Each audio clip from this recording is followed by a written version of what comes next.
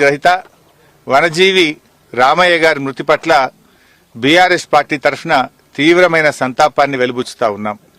పాపం ఆయన భార్య జీవితమంతా కూడా చెట్ల పెంపకం కోసం, అడవుల పెంపకం కోసం ఆయన తన జీవితాన్ని మొత్తం కూడా త్యాగం చేసినటువంటి మహనీయుడు.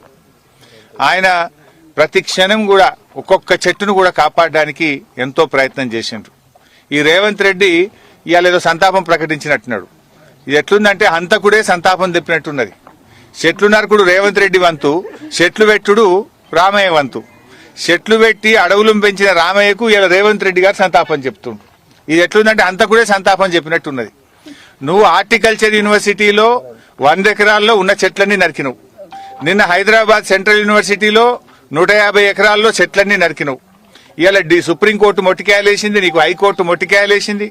కేంద్రంకెళ్ళి పర్యావరణ శాఖ అధికారులు వచ్చి ఇవాళ చాలా మంది అధికారులు నీ పుణ్యమాన్ని బలయ్యే పరిస్థితి పడ్డది.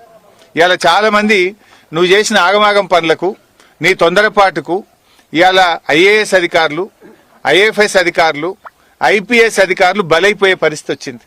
ఇవాళ వాళ్ళు ఉద్యోగాలు పోయే పరిస్థితి ఏర్పడ్డది, వాళ్ళు జైళ్లకు పోయే పరిస్థితి ఏర్పడ్డది. ఇది ఎవరి పుణ్యం?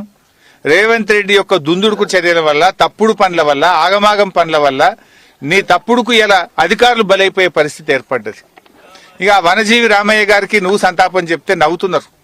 ఇవాళ పాపం రామయ్య గారు ఆయన జీవితాన్ని త్యాగం చేసిండు. నడవరాకపోయినా కూడా సైకిల్ ఎక్కి ఆయన మరి ఎన్నో విత్తనాలు చల్లుతూ, ఎక్కడ ఖాళీ స్థలం కనబడితే అక్కడ విత్తనాలు చల్లుతూ చెట్ల పెంపకం కోసం, పర్యావరణ పరిరక్షణ కోసం మరి ఆయన జీవితాన్ని పూర్తిగా అంకితం చేసినటువంటి మహనీయులు. వారి కుటుంబానికి, వారి మృతి పట్ల ప్రగాఢమైనటువంటి సానుభూతిని తెలియజేస్తూ వారి ఆత్మకు శాంతి చేకూరాలని, నిజంగా రామయ్య గారి ఆత్మశాంతి చేకూరాలంటే ప్రతి ఒక్కరం కూడా వారిని ఆదర్శంగా తీసుకొని మొక్కలు పెంచండి, పెట్టిన మొక్కలను కాపాడండి. అడ్డదిడ్డంగా చెట్లు నరకొద్దు. చెట్లను కాపాడితేనే అవి మనను కాపాడుతాయి. మంచి వర్షాలు పడాలన్నా, వడగళ్ల వానలు పడకూడదన్నా, మరి ఉష్ణోగ్రత కంట్రోల్ కావాలన్నా